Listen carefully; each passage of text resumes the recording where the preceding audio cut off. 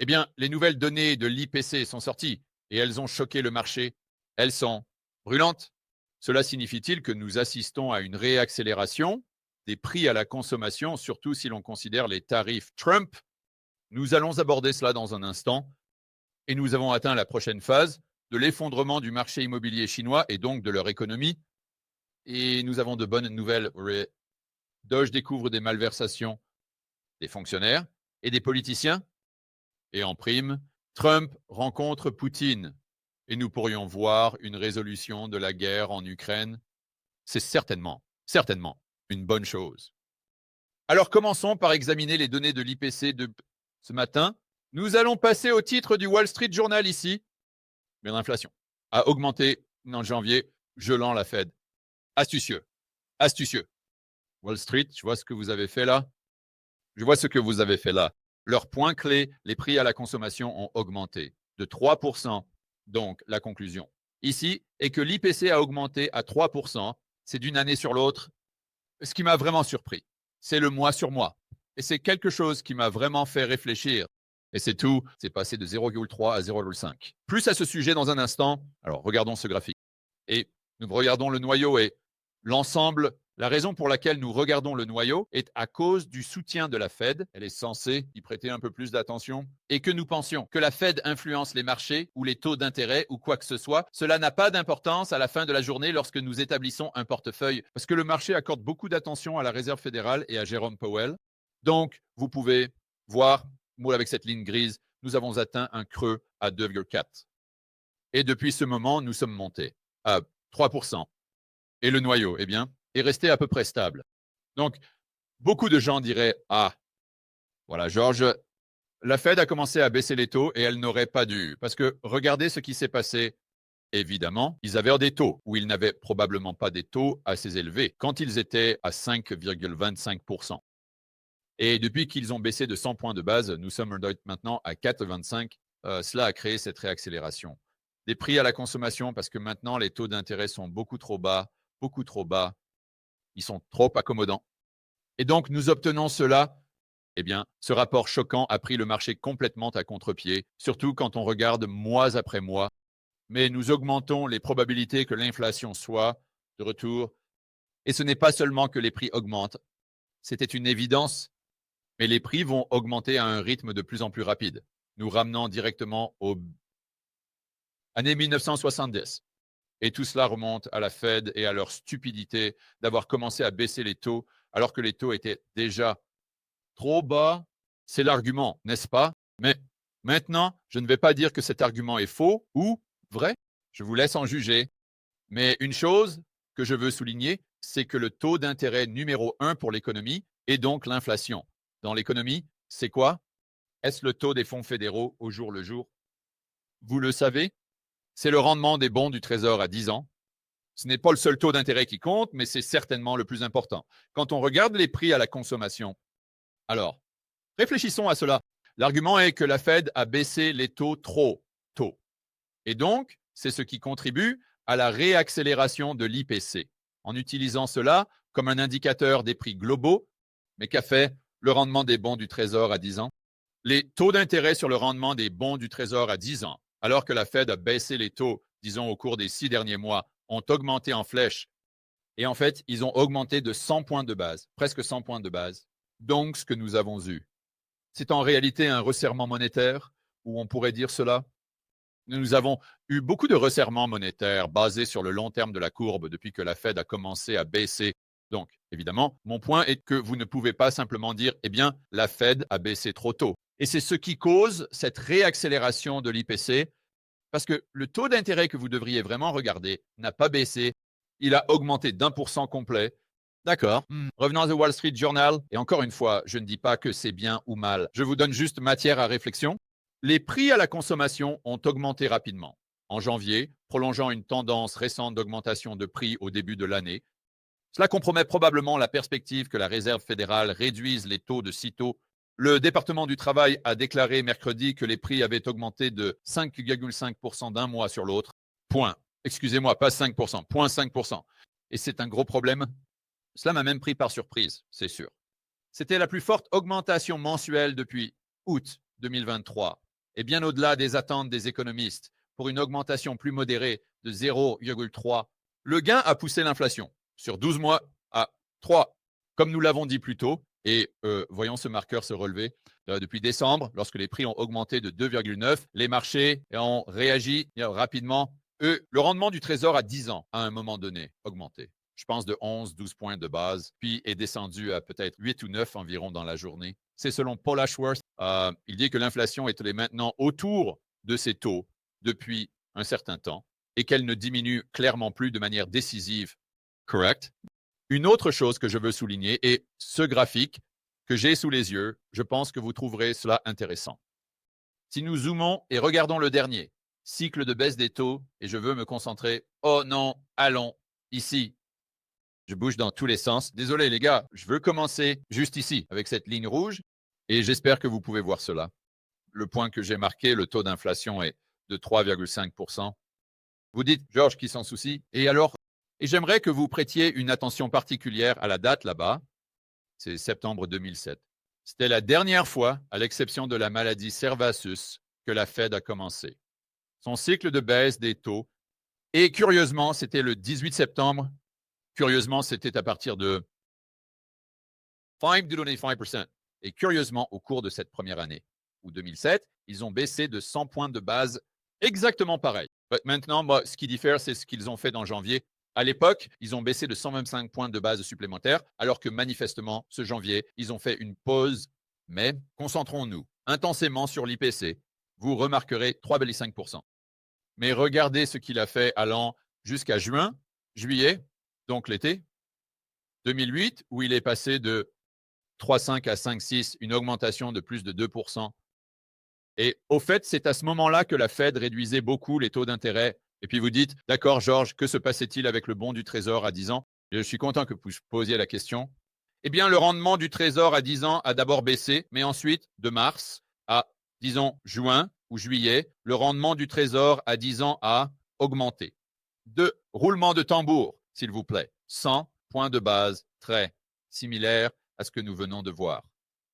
Maintenant, je ne dis pas cela signifie que 2025 et 2008, mais ce que je dis, c'est que vous ne pouvez pas dire que 2025 n'est pas 2008, juste parce que nous voyons l'IPC augmenter, parce que c'est exactement ce qui s'est passé lors du dernier cycle. Vous voyez, donc encore une fois, je veux l'être très clair. Je ne dis pas que parce que les choses s'alignent ici dans une certaine mesure, cela signifie que 2025 va se dérouler exactement comme 2008. Non, Georges ne dit pas cela. Georges dit que juste parce que nous voyons l'IPC augmenter, vous ne pouvez pas écarter 2008. C'est vraiment l'essentiel. Et je sais que beaucoup de critiques que je recevrai seront, eh bien, Georges, vous ne pouvez pas comparer ces deux-là à cause de toute l'impression monétaire. Je veux dire, réfléchissez-y. En 2020, 2021, 2022, qu'avons-nous? Nous avions Jerome Powell assis là avec l'imprimante à billets qui fait brrr. Vous avez tous vu le gif, le même. Et nous avions tout cela. Impression monétaire. Et donc, nous avons tellement d'impression monétaire que ce cycle ne ressemblera à rien. Il ne peut en rien ressembler à 2008 parce qu'il y a tellement d'unités monétaires en circulation à la poursuite de biens et services que, oui, nous pourrions avoir une récession, mais cela ne mènera en aucun cas à la désinflation. Ce sera une récession inflationniste comme dans les années 1970, voire quelque chose de bien pire. Cela pourrait être le précurseur de l'hyperinflation, pour l'amour du ciel. C'est certainement le cas si vous écoutez beaucoup de gens dans le domaine du Bitcoin et de l'or. Mais ralentissons un peu sur ce point. Et je comprends que c'est un bon argument, un argument fantastique. Mais ce que vous devez faire, après avoir écouté le bon argument, c'est dire, je me demande, ce que M2 a fait avant la crise financière mondiale par rapport à ce que M2 a fait jusqu'à aujourd'hui, depuis 2020, parce que nous savons tous que l'imprimante à billets a fait BRR et que la masse monétaire M2 a beaucoup augmenté. Mais de combien? C'est une information importante dont nous avons besoin pour déterminer les probabilités de ce qui se passera en 2025 et ce qui se passera avec l'inflation. Alors, regardons ce graphique. Ceci est M2, ceci est l'IPC. Mais au lieu d'être simplement une sorte d'augmentation nominale, nous l'avons composé. Donc, ce que je veux faire, où commençons-nous ici? Nous commençons par les données les plus récentes. Nous allons donc revenir à 2020. Nous sommes donc autour de mars 2022, janvier 2025. C'est à ce moment-là, vous savez, que Jerome Powell était là, impression de monnaie, blablabla. Bla, bla, bla, bla. Vous savez, toutes les unités monétaires qui volaient, les dollars et tout. Et pendant cette période, M2 a-t-il augmenté? Absolument, il a augmenté. Il a énormément augmenté. Composé, il a augmenté de presque 40%, donc 30%, depuis la maladie de Servatius. C'est un grand chiffre. Alors, qu'est-ce que cela signifie? Que nous devons complètement écarter 2008 comme comparaison en termes de ce qui pourrait arriver avec l'IPC? Eh bien, évidemment, ce que nous devons faire, c'est revenir en arrière et regarder exactement la même période avant la crise financière mondiale. Alors, revenons en arrière et nous allons essayer de commencer. Voyons, ici. D'accord, nous utilisons exactement le même temps, la même durée. Vous voyez, je déplace juste cette zone ombrée en bleu. Alors, allons-y. Nous allons de 2003 à 2008. C'est parti. Dans la même durée, nous voyons juste de combien l'offre monétaire M2 a augmenté à l'époque par rapport à combien elle a augmenté, disons, au cours des 5 dernières années. Et le premier chiffre, juste pour réitérer, était de 40%, 38 pour être plus précis. Et ici, nous avons 30, laissez-moi le redire. Donc, de 2020 à 2025, nous avons une augmentation de 40%, 38%, excusez-moi. Pendant la même période, avant la crise financière mondiale, 2008, nous étions à 30, donc un delta énorme de 8%. Donc, encore une fois, je ne dis pas que 2025 se déroulera exactement de la même manière que 2028, mais je dis que vous ne pouvez pas l'exclure. Vous ne pouvez pas l'exclure. Et juste parce que nous avons vu toute cette impression monétaire, entre guillemets, avant, cette réaccélération, cette récente légère réaccélération de l'IPC, cela ne signifie pas que si nous avons une récession, ce sera de l'inflation, voire de l'hyperinflation. Cela pourrait être exactement le même, car si vous regardez l'impression monétaire réelle, c'est presque identique. Nous avons vu la masse monétaire M2 augmenter à presque le même rythme avant la crise financière mondiale, comme nous l'avons vu plus récemment. Et nous prenons une période de 5 ans, ce n'est pas comme si je prenais une année. Alors, quelles sont nos autres variables? Eh bien, nous avons eu le choc d'offres, c'est le gros, c'est sûr. Et puis, nous avons eu la vitesse qui augmentait avec tous les chèques de relance. Alors, verrons-nous cela en 2025? Peut-être, je veux dire, qui sait, nous allons parler des tarifs douaniers dans un instant. Mais nous pourrions voir le choc d'offres. Mais je ne sais pas si les tarifs vont perturber les chaînes d'approvisionnement. Comme le Servatius ou la réponse du gouvernement à la maladie Servatius, je mettrais cela à une probabilité très très faible. Donc nous devrons voir ce qui se passe avec l'IPC. Va-t-il continuer à augmenter? Mon scénario de base, comme la plupart d'entre vous le savent, est que nous sommes vraiment dans cette fourchette entre 2,3 et peut-être 3,5. Et nous n'allons pas vraiment le voir sortir de cette fourchette jusqu'à ce que nous ayons une autre série de STEMI, jusqu'à ce que nous ayons un autre choc d'offres, ou à l'inverse, jusqu'à ce que nous voyions une récession, une baisse significative des prix des actifs, une augmentation de la demande, du pouvoir d'achat, de la demande globale. Et ensuite, tout était possible, et je vise moins de 2% sur l'IPC. Et puis, si nous avons les STEMI ou le choc d'offres, alors tout est possible. Et je vois que cela pourrait dépasser 3,5%. Mais nous ne pouvons pas simplement avancer, comme nous le faisons actuellement, sans un énorme catalyseur qui le ferait sortir de cette fourchette ou en dessous de cette fourchette. Et encore une fois, il n'y a pas de certitude, seulement des probabilités. C'est juste mon scénario de base pour le moment. Revenons à cet article du Wall Street Journal, parce qu'il mentionne les tarifs douaniers. Les économistes disent que les tarifs d'importation que Trump a commencé à imposer pourraient aggraver l'inflation. Donc, c'est ici que je vais en fait me ranger du côté de Trump. Je ne sais pas. J'ai toujours dit que cela ferait absolument augmenter le prix des produits sur lesquels il impose un tarif, surtout si ces tarifs sont de l'ordre de 25%, 50%. Si c'est un tarif de 1%, peut-être pas. Mais je ne sais pas si cela augmente l'ensemble du panier de biens parce que vous réduisez l'activité économique. Et à un certain moment, à moins que les salaires n'augmentent au même rythme, ce qui est très improbable, même si vous ramenez la fabrication, vous allez avoir une situation où le consommateur déshabille Pierre pour habiller Paul. Et donc, oui, les prix augmentent chez Walmart, mais cela prend un pourcentage plus élevé de leur salaire global. Ils ont donc moins de dollars, moins de pouvoir d'achat pour toutes ces autres choses. Donc, vous voyez l'inflation et la déflation se produire en même temps, n'est-ce pas? À un point où nous sommes peut-être à l'équilibre, ou, vous savez, nous sommes toujours dans cette fourchette, où le CP. Alors, que les prix mesurés par l'IPC, je sais que c'est faux, mais en utilisant comme proxy, continuent d'augmenter, mais nous n'avons pas cette accélération massive que nous aurions si le panier de biens et services mesurait uniquement les articles soumis à des tarifs. Donc, par exemple, disons que le panier de biens mesurait uniquement les articles chez Walmart ou uniquement les articles chez Target ou uniquement les articles chez Home Depot. Alors, vous verriez, et ces tarifs augmenteraient. Certainement l'IPC, mais nous devons regarder tout dans sa totalité. Nous ne pouvons pas simplement regarder des cas spécifiques, plus grands que prévu. Au fait, que se passe-t-il avec le dollar, n'est-ce pas? Si le dollar augmente, cela pourrait complètement annuler les tarifs. Parce que si vous êtes ce producteur chinois et que vous avez, disons, un tarif de 10 sur les produits que vous importez aux États-Unis, eh bien, si le dollar augmente de 10%, 15%, eh bien, vous pouvez simplement baisser vos prix de 10% et tout dépend de vos dépenses. Vous savez, si la plupart de vos dépenses sont libellées en yuan, alors le résultat net pour vous est exactement le même parce que les dollars que vous recevez achètent plus de yuan, ce qui vous permet de baisser votre prix d'autant et de conserver les mêmes marges bénéficiaires.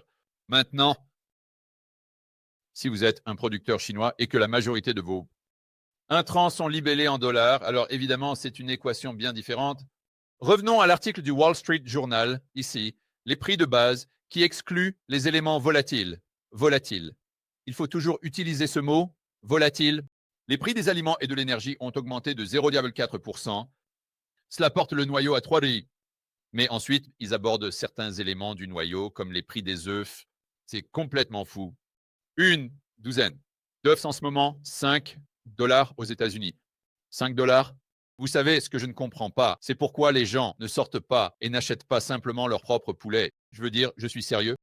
J'ai un bon ami qui vit comme dans une ferme. Il vit juste en banlieue des États-Unis. Il vit juste à l'extérieur de Phoenix, dans un endroit appelé Gilbert. Et il a juste, comme une maison normale, comme une maison de lotissement normale, vous savez, dans une banlieue où il y a environ 5 maisons différentes. Et elles sont juste bam, bam, bam, toutes alignées en rangée. Et elles sont très proches les unes des autres. Il y a un petit peu de jardin à l'arrière, mais pas beaucoup. Et il avait quelques poules là-bas. Et elles se promenaient simplement. Et elles adoraient ça. Je pense qu'il a peut-être coupé leurs ailes pour qu'elles ne volent pas par-dessus la clôture, mais elles couraient simplement dans le jardin et mangeaient les insectes, les scorpions et les bestioles. Les poules, d'ailleurs, sont des prédateurs féroces. Je ne pense pas que les gens comprennent à quel point les poules sont redoutables, ni Rose. Je les ai vues s'attaquer à des veuves noires, des scorpions d'écorce. Je veux dire, elles font juste bam, bam, bam, bam, bam. Je veux dire, elles sont comme le ratel, comme une version aviaire du ratel, mais je sais que je m'éloigne un peu du sujet. Mais sérieusement, vous n'avez pas besoin de beaucoup d'espace pour acheter une poule. Et si tout le monde mange des œufs ici, à quel moment vous vous asseyez et dites « D'accord, je pourrais acheter une poule pour 5 dollars et elle produirait des œufs à l'infini ?» Alors pourquoi diable dépenserais-je ces 5 dollars pour une douzaine d'œufs? Et d'ailleurs, elle réduira les insectes. Gagnant, gagnant, gagnant, n'est-ce pas? Le rapport de mercredi était particulièrement décourageant parce que les coûts du logement et des loyers, qui se modèrent, devraient...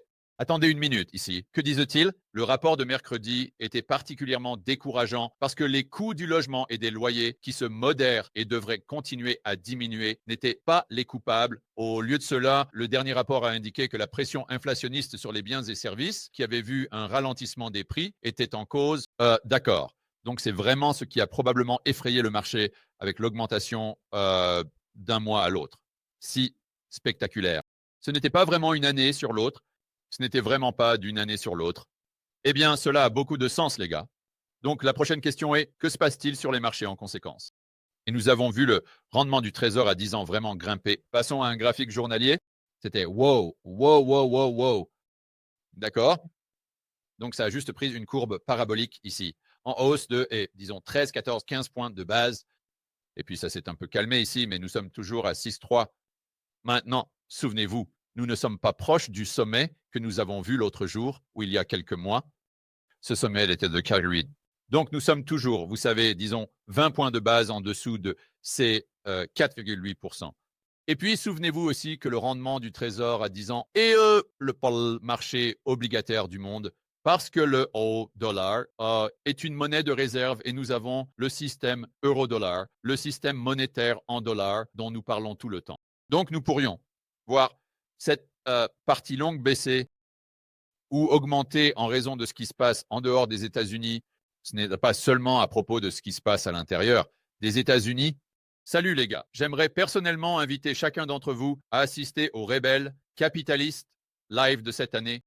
C'est la conférence incroyable que j'organise chaque année qui vous aide à construire un portefeuille à toute épreuve. Elle vous aide à accroître votre liberté personnelle et votre autonomie. Et elle vous aide également à élargir votre réseau. En d'autres termes, vous pouvez rencontrer beaucoup de personnes partageant les mêmes idées, des rebelles, capitalistes comme vous. C'est à Orlando du 23 au 25. Les intervenants précédents ont inclus des personnes comme Robert Kiyosaki, Ron Paul, Peter Schiff, Mike Maloney, Lynn Alden, pour n'en nommer que quelques-uns. Alors, pour obtenir vos billets dès que possible et découvrir qui interviendra au Rebel Capitalist Live de cette année, vous pouvez consulter le site rebelcapitalistlive.com. Et juste un petit mot rapide, information privilégiée. Si vous achetez vos billets plus tôt que tard, vous pouvez obtenir une réduction parce que plus nous nous rapprochons de l'événement, plus le prix des billets augmente.